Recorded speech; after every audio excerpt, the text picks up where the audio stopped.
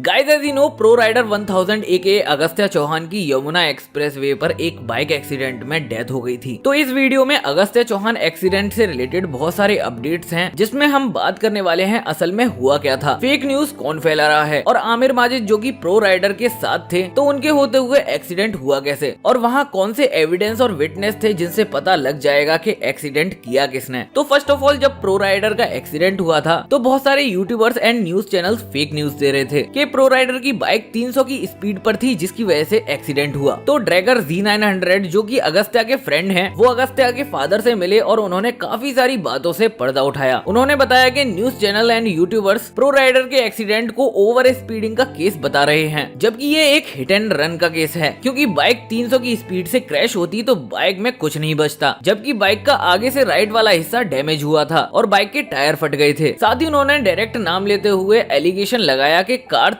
Customs views के लिए fake news दे रहे हैं और राइडर कम्युनिटी के नाम पर प्रो राइडर को बदनाम कर रहे हैं। गाइज, अगर तुम किसी के मरने पर अपने चैनल को दोबारा सही करने का सोच रहे हो, और वो भी देखो, उसको इतना पता था, देखिए उसको मरे हुए 4 घंटे में नहीं हुए, ठीक है। और अगस्त्य के पापा ने मुझे एक शॉट भेजी जिसमें इस कार्तिक कस्टम ने मजाक बना रखा है बिल्कुल भाई का। वो मतलब उसका कहना ये था कि ये तो ऐसा था ही, इसके साथ ऐसा ही होना था। साथ ही वो बताए कि एक ट्रक ड्राइवर विटनेस भी था जिसने एक्सीडेंट पॉइंट से आगे टोल प्लाजा पर सारा इंसिडेंट बताया। सो गाइस, हमें ट्रक वाले से तो ये सुनने को मिला है, जो टोल पर आगे गया था, जिसने बताई थी चीज़ें, कि उसने ये बताया कि 2 बाइक्स थी, एक वाइट कलर की एक ग्रीन कलर की, ज़्यादा स्पीड में नहीं थी, सिर्फ 100 की स्पीड पे थी, जो कि हाईवे पे ही स्पीड लिमिट आपकी 120 के ऊपर है, शायद 120 है, तो मतलब स्पीड लिमिट के अंदर थी। ट्रक वाले ने साफ साफ बताया। उसके बाद उस ट्रक वाले ने बोला कि आपस में दोनों को कुछ हुआ एंड ग्रीन वाली बाइक का बैलेंस बिगड़ा। सो इससे एक चीज़ तो क्लियर होती है गाइस कि ये चीज़ सच है, पर शायद पूरा सच नहीं है, क्योंकि अगर बैलेंस उसका बिगड़ा है तो जो भैया का हेलमेट टूटा है वो कम से कम, सच बता रहा हूँ, 20 से 30 टन वजन पड़ेगा तभी इतना महंगा हेलमेट टूटता है गाइस। वो किसी नॉर्मल चीज़ से नहीं टूट सकता।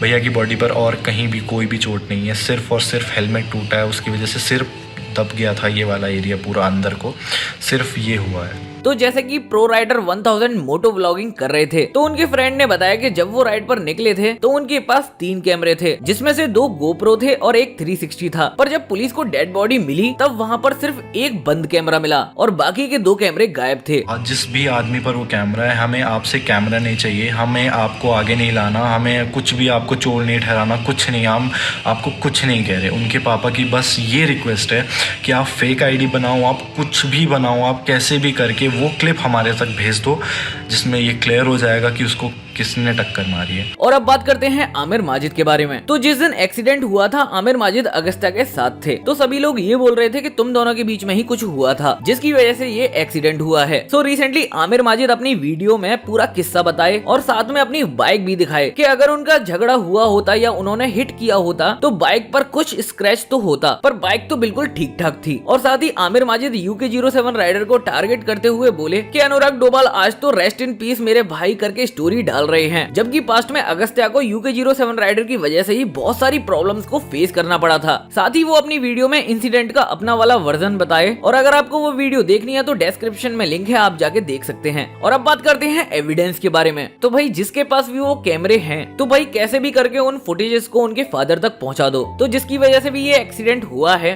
और जो भी इस एक्सीडेंट की वजह थी वो पता चल पाए। और इसके अलावा भी एक एविडेंस है जो कि CCTV है। तो ड्रैगर Z900 ने बताया कि जहां पर एक्सीडेंट हुआ था वहां से 50 मीटर आगे CCTV कैमरा था, तो पुलिस उस CCTV कैमरे की फुटेज निकलवा रही है और अब उस फुटेज के आने का इंतजार है, जिसके बाद ये पता चल जाएगा कि ये एक्सीडेंट किसने किया था। और आगे कोई भी CCTV फुटेज एंड अपडेट निकल कर आती है तो मैं आपको अपडेट कर दूंगा। तो याद से चैनल को सब्सक्राइब कर लेना, और वीडियो को अभी तक लाइक नहीं किया है तो प्लीज यार लाइक कर देना। मिलते हैं नेक्स्ट वीडियो में, तब तक के लिए टेक केयर।